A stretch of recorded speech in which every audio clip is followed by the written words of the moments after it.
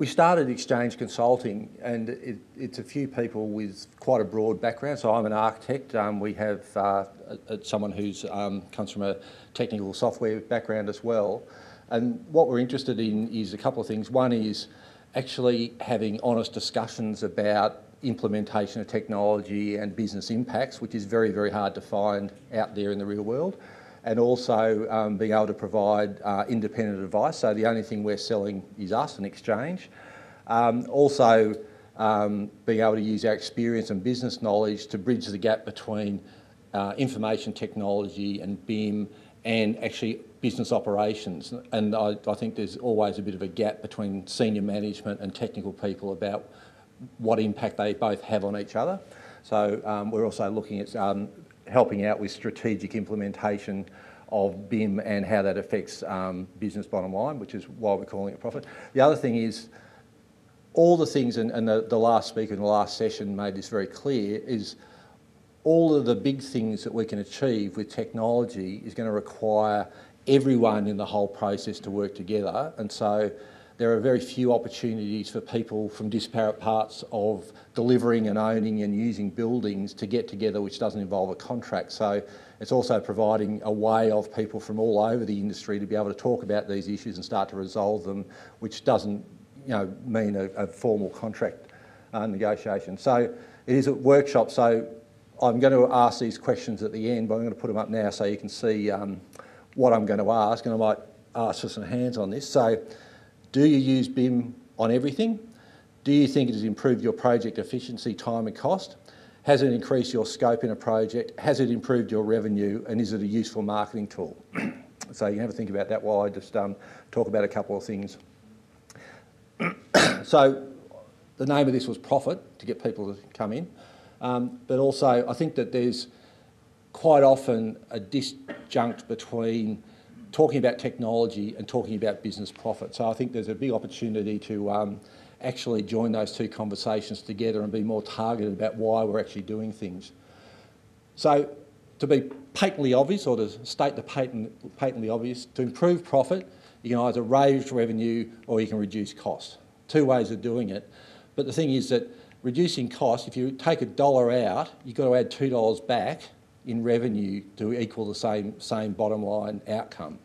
So for every dollar you spend, you've got to make $2 to break even and $3 to make a profit. For every dollar you save $1. And I think one of the problems is all the information that we generally get is people telling us to spend money. So in terms of the conversation, where you get your information about what works and what doesn't and what you should be spending your money on and how you should be deploying this, that or the other, there's conferences, so there's places like this, and there's people like me selling things, and there's sponsors who sell things, and there's people promoting their business. So there's a certain amount of colour in the information you get at a conference. There's sales, straight sales, so you're all selling something, all the people out there selling products are selling something. What they're telling you is aimed at selling their product. What you're telling your customers is aimed at selling your product. So what you're saying about your capability quite often is not necessarily what the reality about your capability is, but it fills up the conversation about where the status or where the benchmark is at the moment about deploying BIM and using IPD. There's associations which are very, very important because they represent the people in that association. They are the people in that association, but they're also one very specific part of the overall process of delivering things in the building industry. There's companies, and companies create their own language and they create their own culture, and the language and culture has an influence on the way these things are discussed and talked about, and they're usually talked about in a lot of us and them. So you've got very, very broad internal communication networks and much thinner communication networks outside of that business. So the information that comes from the discussions within the company tends to have a certain amount of bias and loading as well. And then there's geeks.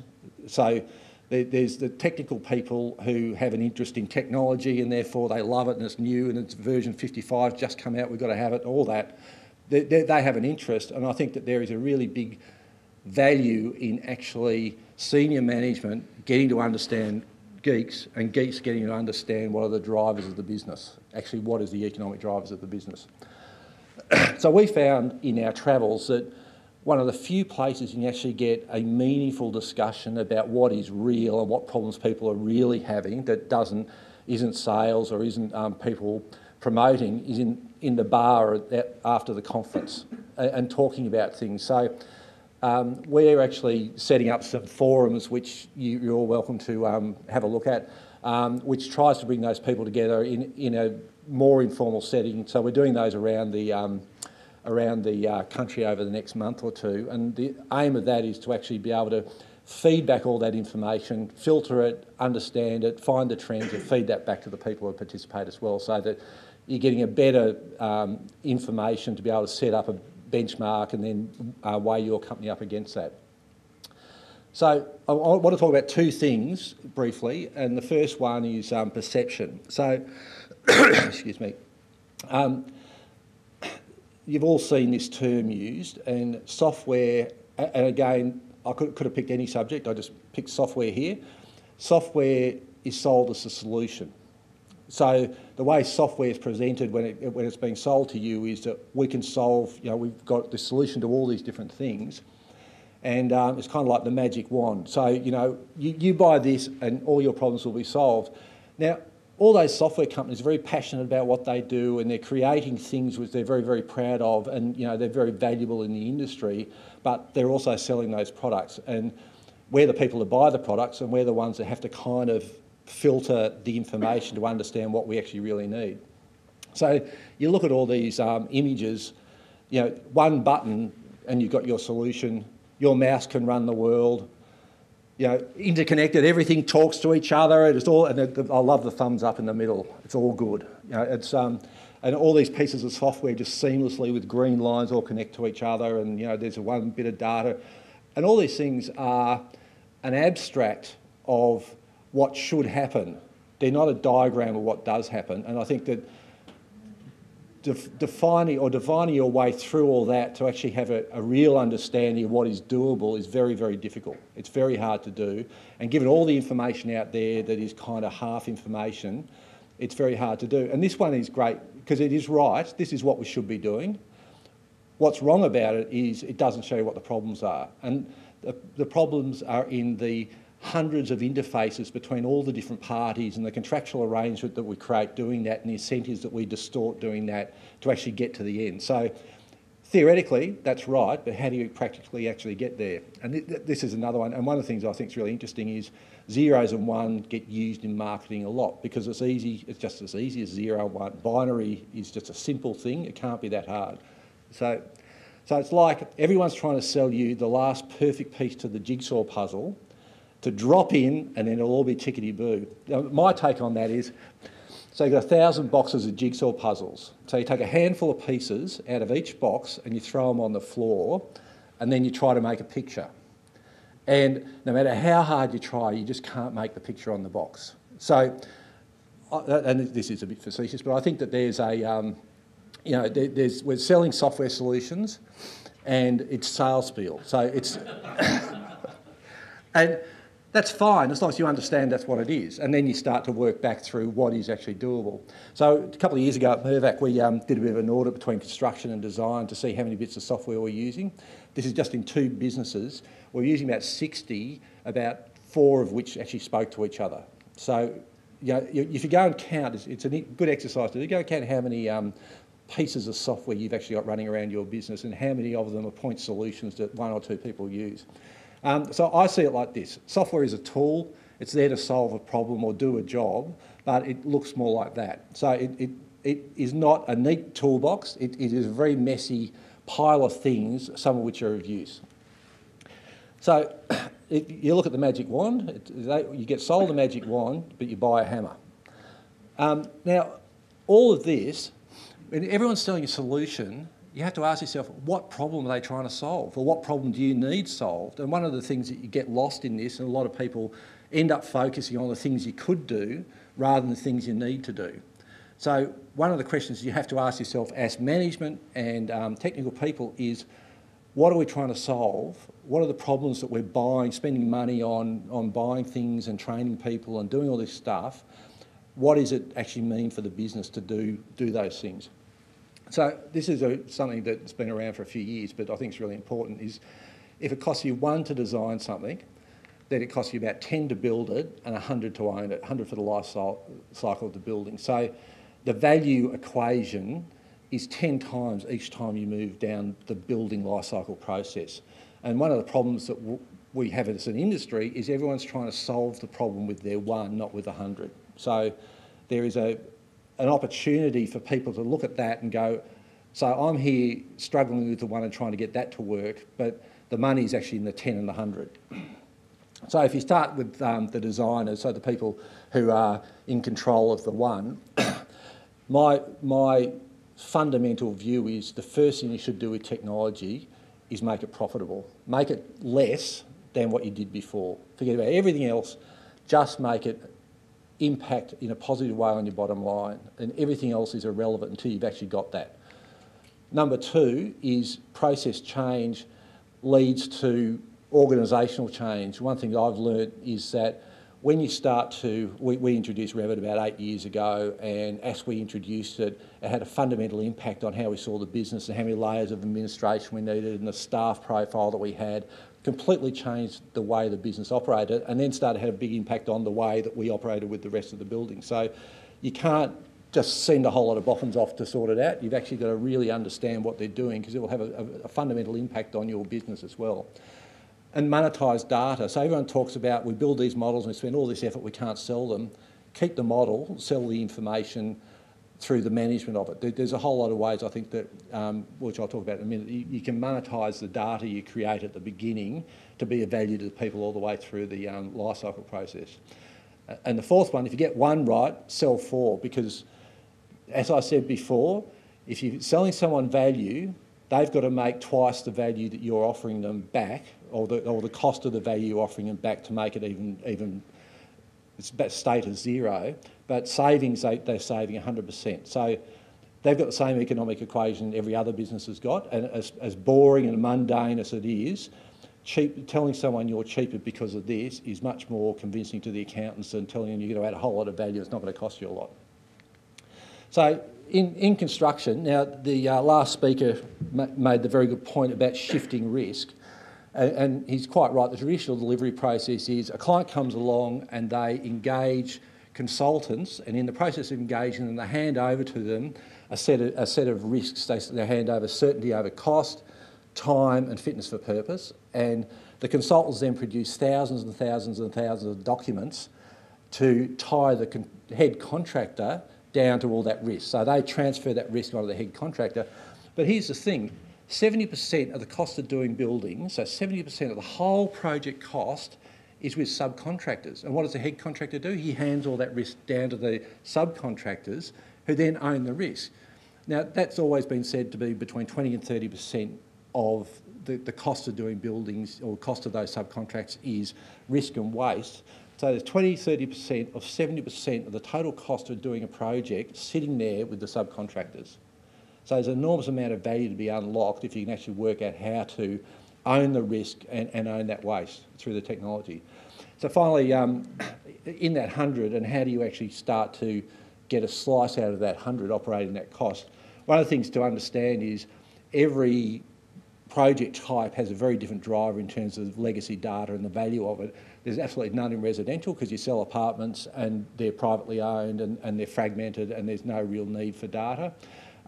Commercial and industrial, you've got half a data set there, because what happens, the developer builds a base building and then the tenants fit it out, and the fit outs are half of the value of the building generally, and the first thing that they give away in the lessee negotiation is the requirement for the tenant to actually provide BIM drawings in a format, because they see that as a cost, and they don't, being a tenant, they don't actually have a value in it. Whereas infrastructure and health and education have a huge amount of inherent value in having the data. And I believe you had a talk this morning, which I couldn't make, from someone from a university. Universities have quite sophisticated property departments. They actually have a fairly good understanding of BIM, but why would they go and hire a whole team of people and buy software to manage all that data when you can do it for them because you created it? So I think that there's there's a data annuity stream you can create without actually having to try and flog your model and deal with whatever you think is an IP issue.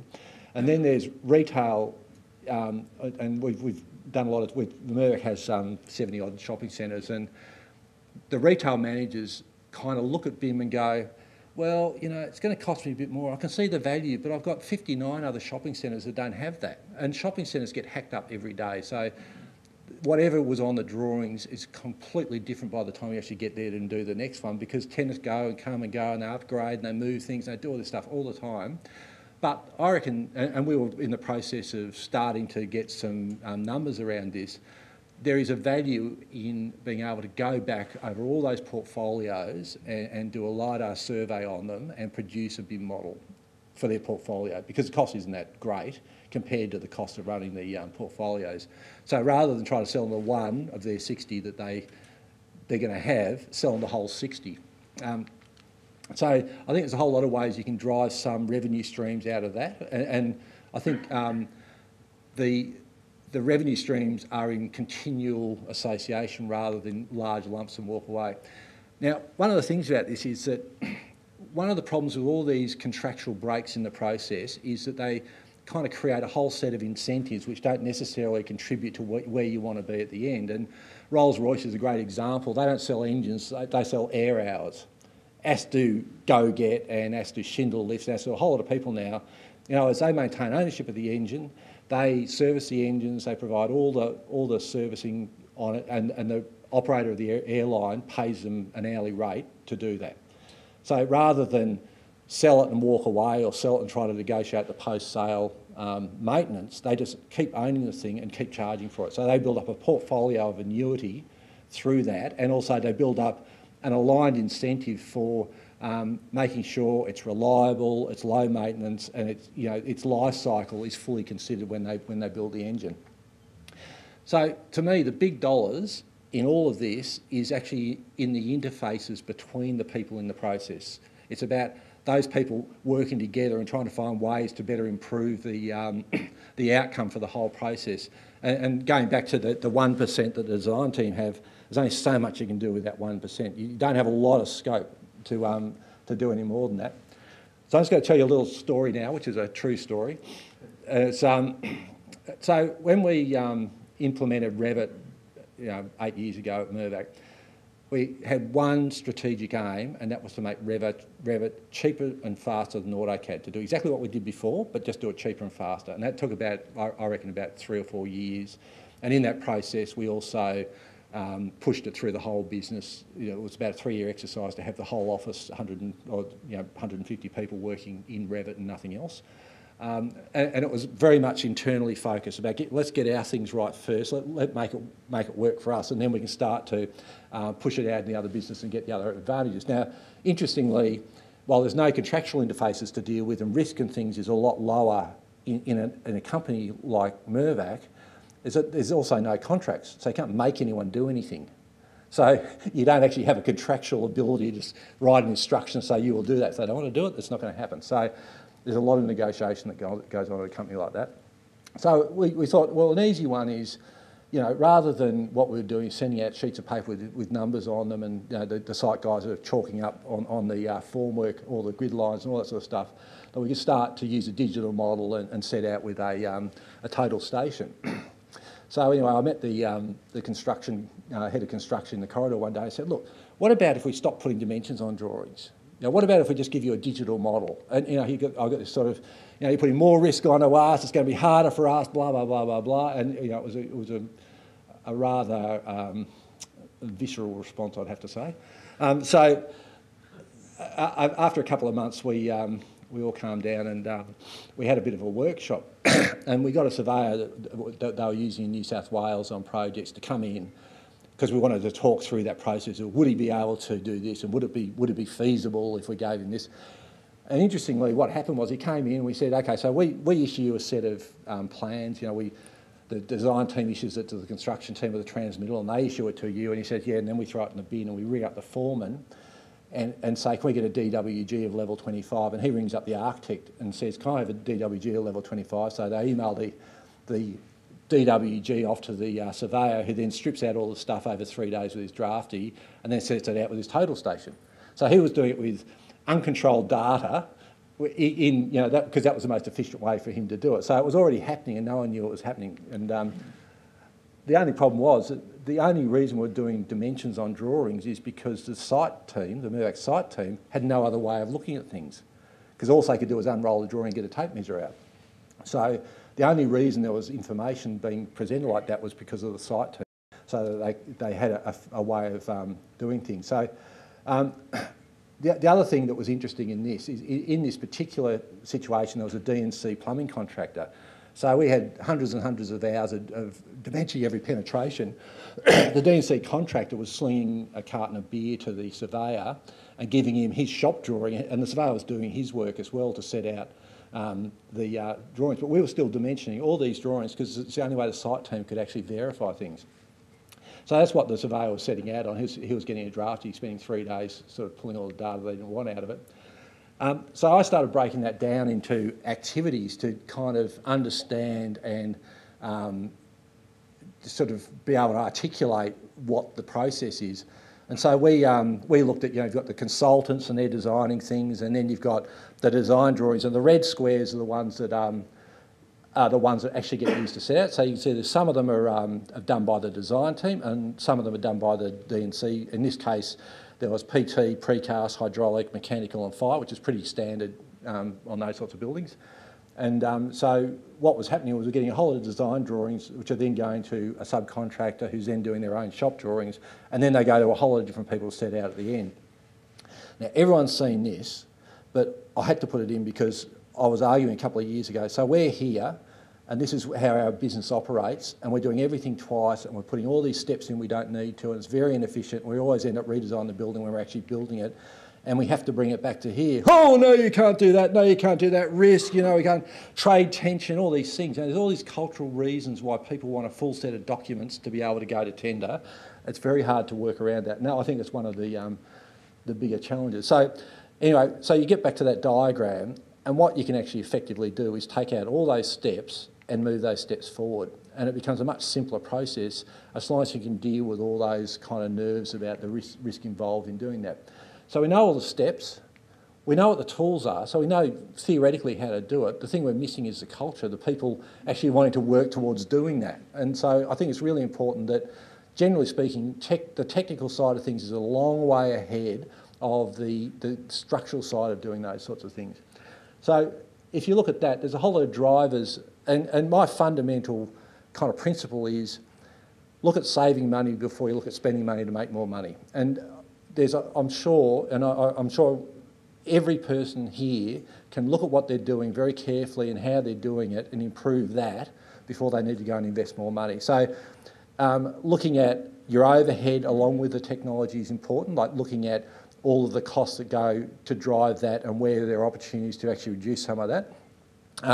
Look at the technology and make sure that there is an efficiency about how it's being used. Culture is incredibly important. It's very difficult pushing new things out to not only staff that you're directly related to, the ones in other offices or in other departments. It's always very hard to work when you've got some cultural interrelationships. But one of the things we've learnt in the last few years is the graduates we get now have a whole lot more skills than when I was a graduate, and they are actually very valuable, and they're very good for being able to help implement things like this because they actually got very good software skills, they learn things very quickly, and they can also work very well with older people who've got all the skills to do with, or the wisdom about how to build things and what not to do in documentation. So there's very much more beneficial relationships now than there were 20 or 30 years ago with graduates.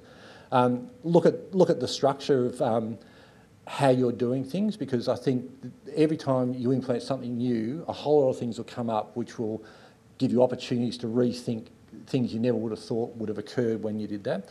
Training, I think, is another one where there's a lot more sales than reality, and I think that training can be very simple and done mostly in-house, and you can rethink about what your training budgets are and how best to actually manage that. And communication, that goes between, communication in companies goes down and out. So it's usually from a point out, and those things are usually ignored. The reality is most of the communication is happening in a very messy web because it's about people who know each other and people who talk under that in a much less ordered way than what the management thinks that the company is communicating. One of the ways of improving those sorts of things is in peer groups and in specific groups that tie the company together in a horizontal way and give it a much broader network of communication than if it's the boss sending out an email to the whole business saying we're now going to do this. And then revenue. I'm sure there are a whole lot of ways you can market what you do to a whole lot of new sectors, but also increase the amount of involvement you have through the life cycle with the data that you create or the data that you've got, and also how do you do more with that data? In other words, how do you do more with what you've already got? So in external networks, to me, the interfaces, the interfaces between all the links are a critical thing to look at. IP, to me, is a fallacy. If you think you've got IP of any value, you're not moving fast enough. And I think that what is really of value is data, but data, it's like IP is a jewel, like that you think is very precious. Data's a huge warehouse, which is kind of like a bulk warehouse. There's a lot more of it, but each bit's worth less, but in total, and how it can be used, I think that there's a lot of value in it. Aligning incentives, which goes back to those interfaces. How do we get everyone aimed at the same thing? X as a service. So like Rolls-Royce, where are the opportunities for, rather than selling things and walking away, actually maintaining a relationship with that all the way through the life cycle? So looking at the opportunities, because they're much less painful. I can sell this to $1 million, or I'll just charge you X, a month. There's a whole lot of economic opportunities there, I think. Lower cost versus value add, again, $1 versus $2, and owning risk. See if we can unlock the risk in those perceived risk in the building process. So now I'm going to go back to here. Has anyone got any questions before I get you to stick your hand up? You're talking about owning risk, sorry, Phil Cow. Yep. Talking about owning risk, one of the things that we've been doing a little bit of research on internally at the moment is the dynamic of risk tied to contracts and the apportionment of risk and therefore opportunity people best suited to manage that risk. So where we've traditional contracting methods have seen us pushing risk down the food chain rather than dealing with it up front with the people that are best suited to manage that risk and realise the opportunity, that's where we're losing a lot of efficiency. Any thoughts on where that's obviously we're still very much tied to traditional contracting methods? Any thoughts on where we go to breaking down those contractual barriers to realign risk across the delivery process? Everyone understands the principle, but no one's really... I think the government's probably moving faster than anyone, and they're setting up a whole lot of contracts that will allow a more collaborative approach to it at the beginning, and also the ownership of risk and reward for that matter. So people are thinking about it. To me, it's convincing conservative clients who have their own people to be responsible to be able to take that on and justify it to their boards and shareholders or whoever, and also construction companies. So I think that they're the two groups that have the most or the furthest to shift to get their head contractors. So everyone knows what to do, everyone understands it's there, it's really changing the way we contract. Interestingly, I heard a statistic a few years ago that they did a review in Victoria about 10 years ago about all the cooperative contracting methods they were using down there, and they were all working out to be about 15% more expensive. So that's the thing that people fear, is that you'll get a creep in there. Now, there's a lot of brief creep in that. In other words, they're getting top shelf rather than a competitive price will give you something lower, so they're getting a better quality. But there is a perception that once you stop beating the hell out of subcontractors, you're going to start getting more expensive. Anyone else? So just out of interest, who's a designer here? So there's a few. Who is a head contractor? No one? Who's a subby? Who's works for a subcontract? And who's selling something? All right, fairly even. So having said all that, now I'm interested to know how many of you use BIM on everything, using on every project. 1, 2, 3, 4, 5, 6, 7-ish.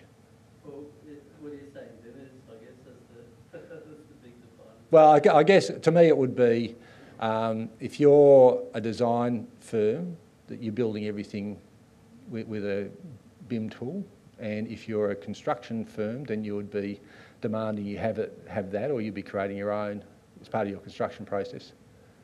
I don't want to go into that endless debate about what is BIM. I think that's a cul-de-sac we don't want to go down. So who thinks it's actually improved their efficiency? That's pretty good. Most people are doing, and my experience is if you're half doing it, it's a worse place to be. If you're not. Just one question. When you talk about efficiency, you talk about the efficiency of the design, or you talk about the efficiency of the complete project? Well, I'm talking about your bottom line, your P&L. Yeah, so I'm more interested in what it's doing for your business rather than what you're altruistically doing for the whole project. I think that's fairly hard to judge it sometimes because we're now sort of, I guess, our fees are reduced and yet the work that we're doing has increased. So trying to actually put dollar figure on that is quite hard to work out. It's pretty easy. Are you making the same amount of money? Well, yeah, but the point I'm making is that notwithstanding cycles, if you're making less money, that doing with the same amount of staff and the same, fairly level staff levels, you then have to have a good look at. You don't have to measure each project in detail. At the end of the day, you've got a bottom line, and either your bottom line is improving or it's not. And if it's not, you have to work hard, or even if it is, be very vigilant about what's driving that improvement or deterioration. Because I think the problem is you can never measure anything in the building industry because there are so many variables that go in. If you try to get too granular, there'll be 1,000 caveats that go with every way of valuing it. So I'll just make the point, everyone who stuck their hand up and said they're 100% of projects they're doing with BIM also stuck their hand up pretty much and said that they're getting more efficiency out of it. And I think it would be interesting to know if you got halfway there or half the projects, whether you're also struggling with that as being a financial burden to you as well. Because I know from our design business, the hardest stage was when half the people were doing it in AutoCAD and half are doing it in Revit, and we hadn't had the full transition. Well, I think that's the problem with the end-to-end solution, that you may do it well yourself, there's others that are playing in that whole delivery solution that aren't doing it well, which impacts on your ability to do your job efficiently. Yes. Whether it's from a design that's not quite coordinated, or trade partners that aren't working in that same Revit sort of model, BIM model, making it harder for us to deliver that product because it's really, everybody needs to be sort of playing on an equal playing field to make it work efficiently. I guess that touches on my question about the efficiency. The efficiency of the complete project. Yeah, well, if you've got point 4 as well as point 2, if it's just about... Because, you're talking about BIM. BIM should be a complete project, not just the design. Well, so just go back to the first slide. It's about profit. So what I'm saying is that, yes, BIM can do all that stuff, but if it's doing it at the expense of your business, then you have to look at that first because you're running your business, not the whole project. So the point I'm making is that if it is not improving your business bottom line, that's something to focus on before you look at all the value-add things you can contribute to a project. Because I have heard many times, and you can correct me if I'm wrong, that most people outside of your business don't necessarily see the value in the model. In other words, they still haven't worked out how to, in their minds, attribute a monetary value. Owners or contractors, a lot of subcontractors. Mechanical would be the most advanced of anyone because they've got the best value to have in there. I mean, they've got much more opportunity to drag value out of it than a lot of other parts of the business. And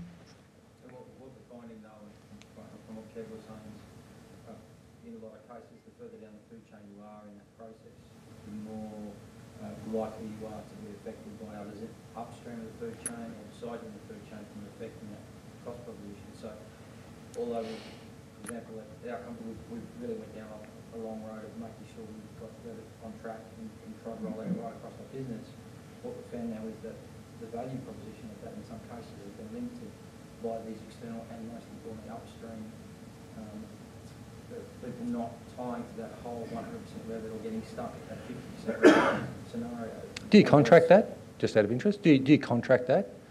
Say, price A if you give us this and price B if you don't? And most of that contract is dictated from above. It's not, there's a certain level of engagement there, I guess, or negotiation, but most of it is dictated in terms. So it makes it quite hard. Do surveyor, do the 3D laser scanning that you were talking about before. I found we'd love to jump into the BIM because it gives a foundation model. You don't need to duplicate, like from a feature survey to develop a foundation of an existing site. We see it as a massive value add, but selling that, like, it's more expensive to get a scan done than it is to do a conventional survey, and they see it as cracking a walnut with a sledgehammer. Doesn't really see the value right up until it gets to the construction phase where they're, later on in the project. So you've got all of this information that the designers use and they love because they've got it, and it can be used over and over and over again without having to send surveys out again. But because it's such a big upfront cost relative to the one that you're talking about, it's a real challenge to embrace BIM. And in most projects, the person that's going to benefit from that the most isn't on board at the time they make that decision. So they're not there to influence that decision. So the client or the owner is saying, why am I going to spend all that money? Because they're dealing with the one at the time, and the 10 hasn't come there and said, I could, if I had that, it would be X. Which again comes to aligned incentives. And I guess longer term, what we're really trying to achieve here is trying to make the 1 or 1.5 and the 10 and 8. That's the whole intent of BIM. Yeah, effectively, yeah. And unless we realise that and bring that risk and opportunity forward into that design phase and recognise that as an industry contractually and otherwise, it's going to be very difficult to see the savings in that 70% we were talking about before the 10. Yeah, that's correct. I mean, to me, it's all about rethinking the way that we organise the process to allow all that to happen. Because we know it should be. We've got the technical ability to do it. We just don't have the organisational structures to be able to actually allow it to happen. On the first item there, the BIM on all your projects, should we not be asking the question of what is the best outcome? And that's the tool we use. The BIM is just a tool. There's multiple different tools and processes we can use. Should we not be looking at outcome and then map the path to that rather than saying we're using BIM on every project? It depends on what you're doing, I reckon. Like it's if you're a design office and what you do is design things, your tool is an authoring tool, even though there's a whole lot of other ones layered on top of that, like communication and collaboration and things. But it's more a matter of saying 80% of your office is sitting there staring at a computer drawing something. That's your 80% of your overhead. Then the equation is slightly different than if you're a subcontractor and 80% of your overhead's on site. The value is actually the efficiency on site rather than the efficiency in the design of. So BIM becomes a bit of a kind of small influence on the overall revenue. So I know that Coombs, I remember seeing a talk from one of the people at Coombs a year or two ago, and they made the point that they had to argue like hell to get a Trimble robot station to do all the set outs at the deck level rather than post fixing, and they were halfway through that job when they went and bought a second one because they were on site. They were adding so much value and making things so much more efficient. So they're the things you see is where are the, BIM is kind of an example in a way of looking at all the stuff you use in the technology and finding out where it's going to have the most impact and in terms of efficiency and therefore saving money. And it's great to look at all the things it can do and all the opportunities that are there, but first and foremost, it's got to drive, you know, outcomes in your business. I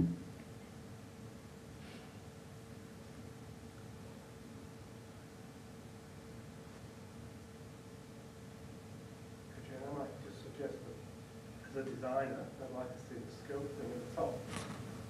And I wouldn't put a question mark in it. So the opportunity to increase scope is a direct benefit. Being clear about what your scope is impacts everything else. It does. And I think, you know, my prediction would be that the scope is going to change between various parties in the process over the next few years as it starts to streamline, because we are doing a lot of things twice and there's no point. So some people are going to get more and I think some people will get less.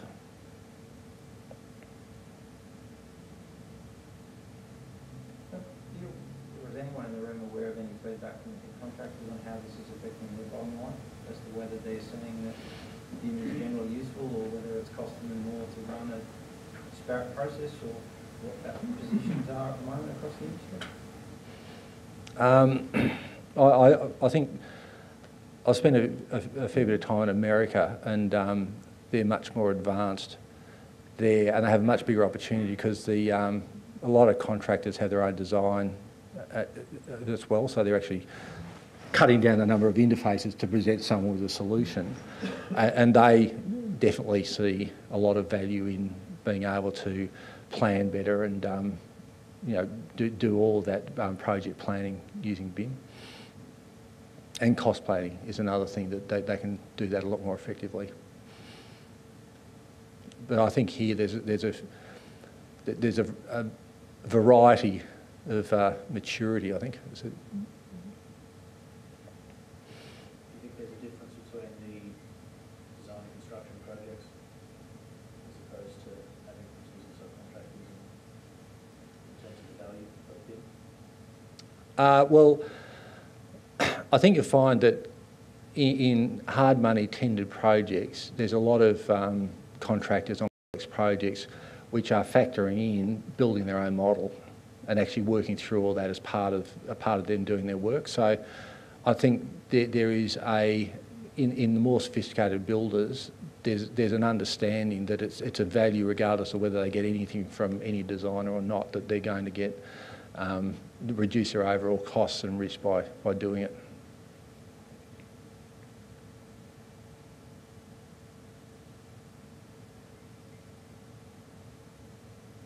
So I'm sure your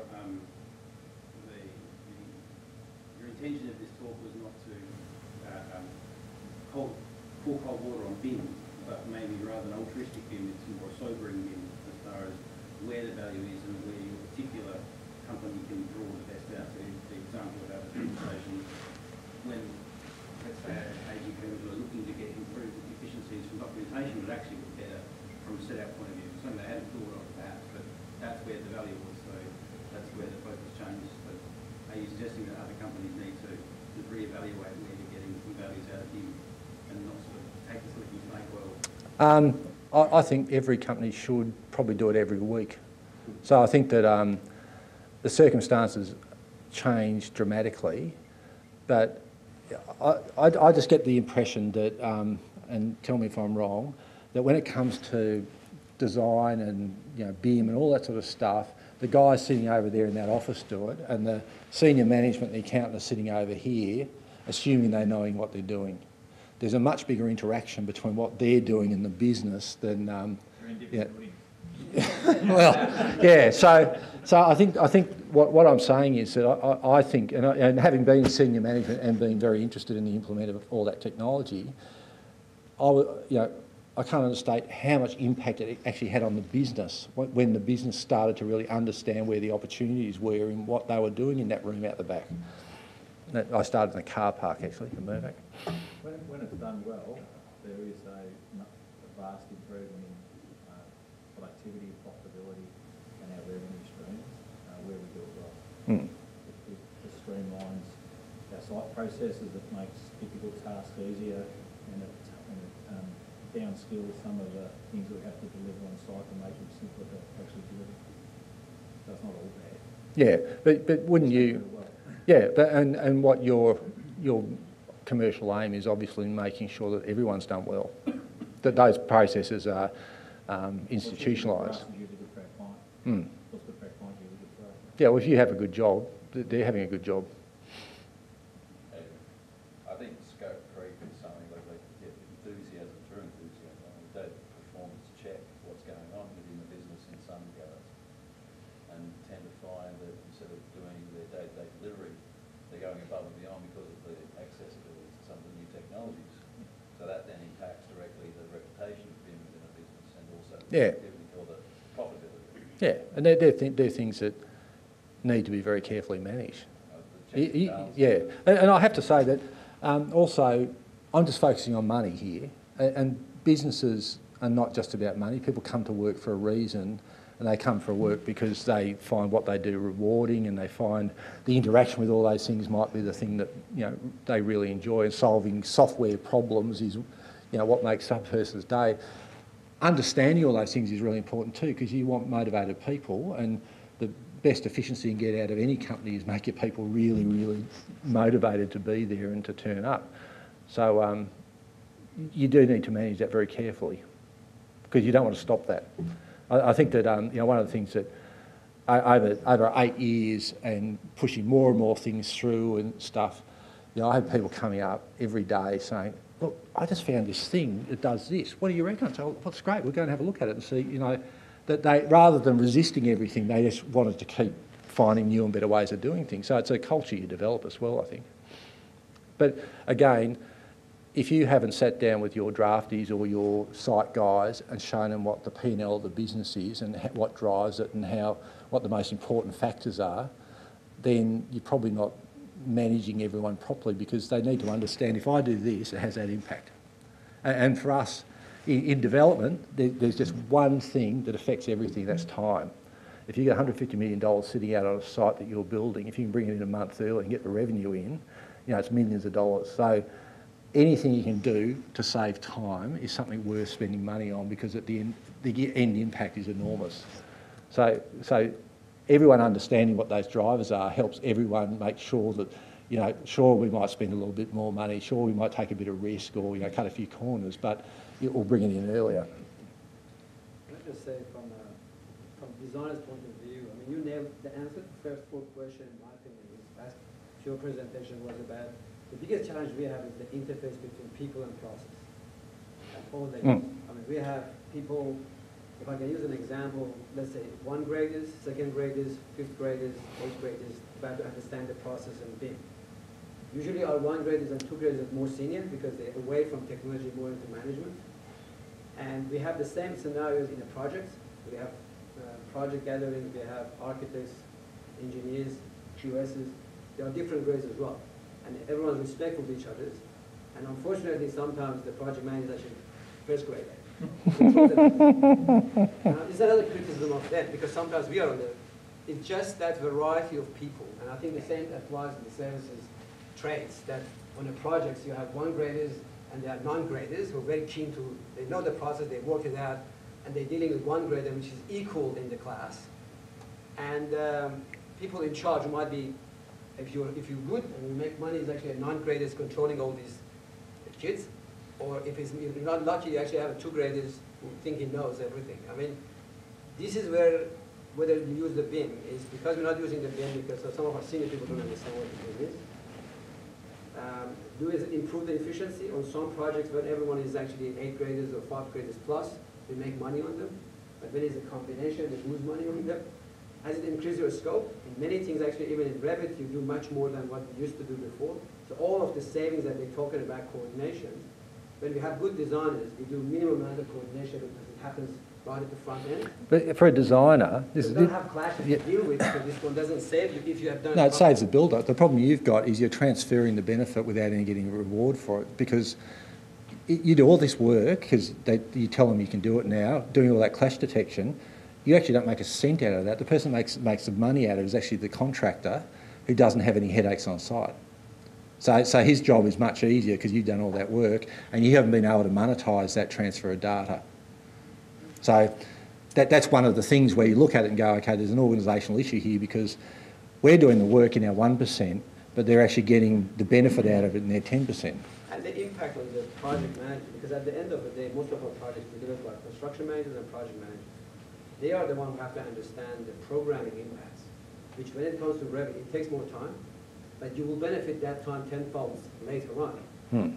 What I've seen in the last 5 years, and I'm sure it's the same in the trades, is our fees are cut by 20%, 30%, and our time is actually also squeezed by that same amount of time, because time is money, and something has to give in between. And once everyone says BIM is that magical solution, and you said that press one button and it will fix everything else, it actually throws another element into that mix. Which is actually... Which is a challenge, which is fantastic, yeah. and we're trying to resolve that challenge. But I think... But it's interesting, I mean, just taking that equation, the same boat. taking less fees, less time, more work is a commercial issue the whole industry faces. That's correct. So what can the industry do about it? Because what happens is that you go, well, stuff it, I'm going to put a price in for fair price for doing this work, you won't get a job because everyone's undercutting each other. So there's a... I've been doing this for 40 years, and I've got to say it's been the same problem for the 40 years I've been. Exactly right. And well, you've virtually got to find a smarter way to do your job. You've got to find cost savings within your processes to make your profit margin respectable by working more efficiently. Yeah, and I think one of the things, if I can give anything of value, is that Revit is a better tool than AutoCAD. And it properly managed, it will improve your efficiency. So if nothing else, if that's not happening in your business, there's something you should invest in because it should be happening in your business. And there's a commercial realisation that also has to appear within the industry, particularly in the clients and head contractors who generally aren't party to these sorts of discussions as much as the designers and the contractors who are putting the risk on their own. The application of BIM to our industry has shifted and changed the risk paradigm of the whole industry, the risk management paradigm. And it's only when we do it, so I would actually love to see designers' fees increased to a level where they're able to produce what they want to produce and what we want to produce, because it would actually see everybody along that value map to see great profit, great benefit, great efficiency all the way down the line. If there's that cut and dry transfer of good documentation. In support of that, I mean, you draw it 100, 110 and 100. A lot of focus on that 1 and 10 at the moment. Cut that down. 10% of one's still not much. And I think that's the landscape of the current. There's a lot of development. You did the buildings. I mean, as you said, universities, when they own the building, then they have to take it to hospitals. You will see that they put the money into, you know, they don't go to lowest tender for consultants, now they go for lowest consultants for the construction, because they know that the value has to have, you know, you get paid, you get what you get paid, you pay for. And I think that principle hasn't changed. But the industry seems to be, and with some of the new players, they all just look at the initial lowest cost, and then because the building is going to be owned by a super renovation company or something else, they don't look beyond that. And I think government, in my opinion, whilst AMCA is very powerful in what we do, it still does not cover the whole scope. I think government in Australia has been a bit slack in terms of having lack of common standards and basically making more of their projects at least, and educate both consultants as well as the subcontractors that they all come along. Well, the government should be setting up a working model, in my view, that people can then follow, that actually puts everything in the right order but maintains a level of comfort and control for the client. Because you see that in the UK, you see that in Canada. I mean, talking about delivery, I talked to one of our guys in Hong Kong. They deliver a lot of projects in Greater China, and their model is different. Even that's the whole procurement model is different. I mean, you design, it's almost like a DNC, but yeah, you just get a serviette like that, right, and you draw a diagram on it and give it to the builder. That's pretty much the model in Hong Kong. It's a bit more developed that, but at the DD, the contractors, the consultants, and they have a separate BIM management company takes over. He actually then looks at the architecture, looks at the structure, looks at every services, and it actually governs that you haven't done this, you have to cover this bit, and they're dealing with the contractors at the same time, subcontractors. So So it's a different model because that's how they can actually deliver Yeah. $1 billion plus left, right, and centre. And when you look at it, most design firms in America are full service. They architecture, engineering, they do everything. Most big contractors have a design facility too. So here, everything's so fragmented that you end up with a lot of players in the chain that you've actually got to then try to manage through that process. So imagine, and we touched on just then, the gentleman saying about government, the N word, the mandate word in the UK, you said you spent some time in the US, that's being driven, as you said, by full service firms who see the value and can realise it because they've had a part in all of the coordination and building. But what has been your thoughts on a mandate to let them claim? Is that therefore the cost gets spread evenly and therefore people are now thinking appropriately, or is it just as undercut and just as competitive there with or without? America and England have both been tough markets because, you know, it's been very quiet. And there's a company called Tura Systems, which is worth looking up if you've never come across them, who are a spin-off from a construction company that are into the nitty-gritty of construction staging, into the level of, you know, pours and they're kind of providing a process engineering approach to construction. But the thing that kept coming to me as we started to develop skills and looked a bit further ahead is that there's no way you can design a building these days unless you've actually got the builder there. And you've got a conversation about how it's going to happen. We did a very detailed proposal for a CLT building, a cross-laminated timber building, and the first thing we figured out was that they come in 2.25 metre panels. When you're doing a reinforced concrete building, every square metre is an extra $2,500 or whatever. It doesn't matter where it is. The quantities of that is going to go $2,500. When it's a modular building, it doesn't matter if it's 2 metres bigger as long as it fits the module. And so your design thinking is completely different, but you have to make that decision at the front because the builder's got to want to build it like that. You can't go off and design a CLT building and get to the tender and every builder say, we're going to build our reinforced concrete. So there are a whole lot of things that are enabled by being able to do digital prototype buildings that you can't do in the old fashion, that you can't do unless you've got the builder there agreeing to do it on day one. Modular bathrooms are a classic case. You can't design a building and then go, oh no, let's do modular bathrooms. You've got to design it from the ground up, you know, to have those modular bathrooms. You've got to go through every detail. And I learned a lesson, this is an innovation lesson. We did an exercise on modular bathrooms and we went through all this detail and we really wrung it out. We spent hours and hours with all the manufacturers around Australia who changed from 1 to 3 to 1 to 2 on a regular basis. Looked at all the risk analysis, looked at bringing in for China, looked at all the plumbing issues, looked at all the sand, looked at everything. We handed the whole package over, the board agreed, yes, okay, we'll accept that, we'll go and do it. We handed it over to the design team that were just starting a building, said we're going to do this, and we gave them a 4-hour briefing and went through the whole thing, and they all went, okay, we know that. And they went off, assuming that they knew everything, and started the building until they got to the point where they're engaging with the subcontractor who says, what about that? We can't get that built, you know. And all of a sudden it was just a disaster because they hadn't assumed they know nothing, they assumed they knew everything. That is a lesson in how to build a model to innovate and do new things. You know, lesson 1, you're dumb. You don't know everything, you've got to learn it from the ground up. So there are processes, I think, to do new things and take those risks. But you need everyone at the table and you need everyone with the same attitude. One opportunity or something we see as a risk in trying to bridge the gap in collaboration, which is where a lot of people see the gap, is IPD, integrated project delivery. In your work in the US, did you come across any examples where it actually worked or didn't work? There is a lot of, my view is, and we tried, just to go back to the Australian context, it's not very technically mature. There's not, we were doing, for instance, we were working in collaboration with structural engineers in the same Revit model.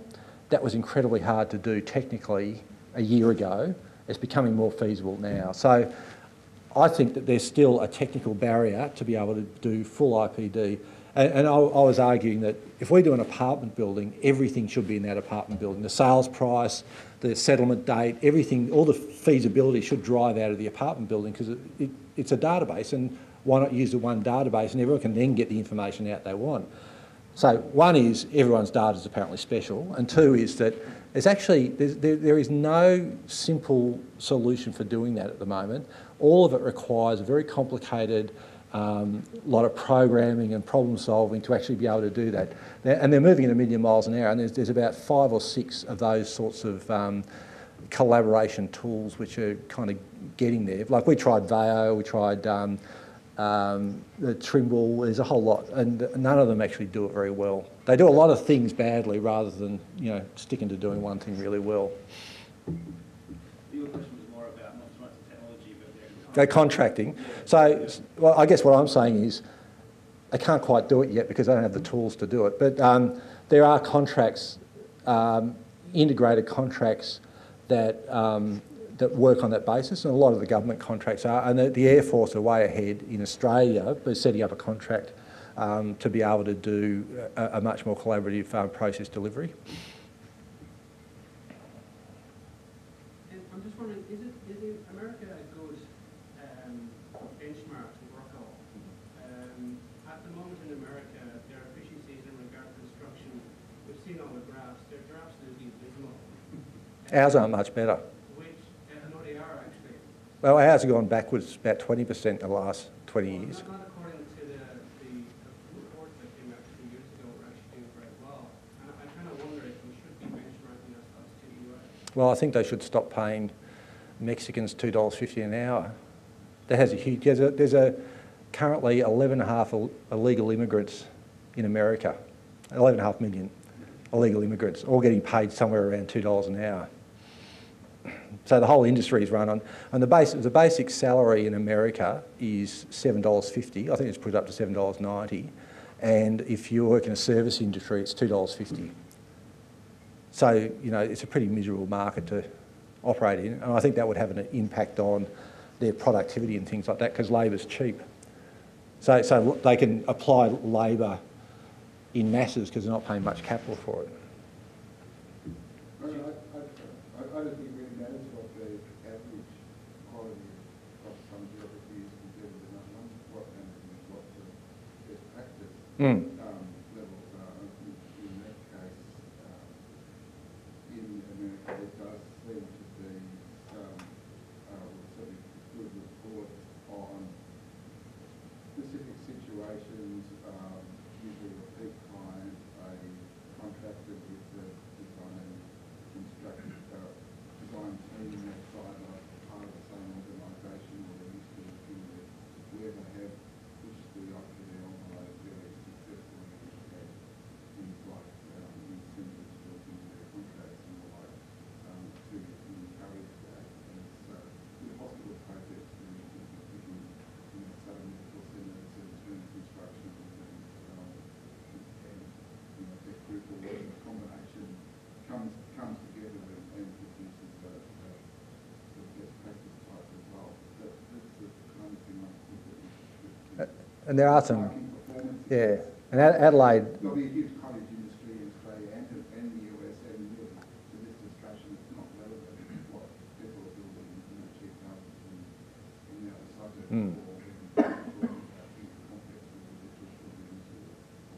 Yeah, and Adelaide Hospital was an attempt at it, but there's an awful lot of law cases that came out of that as well, I think. So what's been represented and what's actually happened there, I think, are slightly different. So there are people setting out to do that, and I think both the cricket ground, Adelaide Cricket Ground, and the hospital were probably as advanced as it's been in Australia.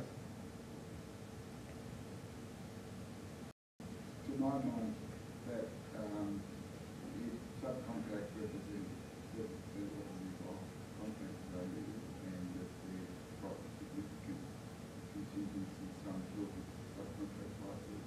The only deal where it has an impact on what the contract value is by establishing a trusted opinion framework across the project so that subcontractors knew that they could price the job, taking a significant proportion of that contingency out because they knew they weren't going to have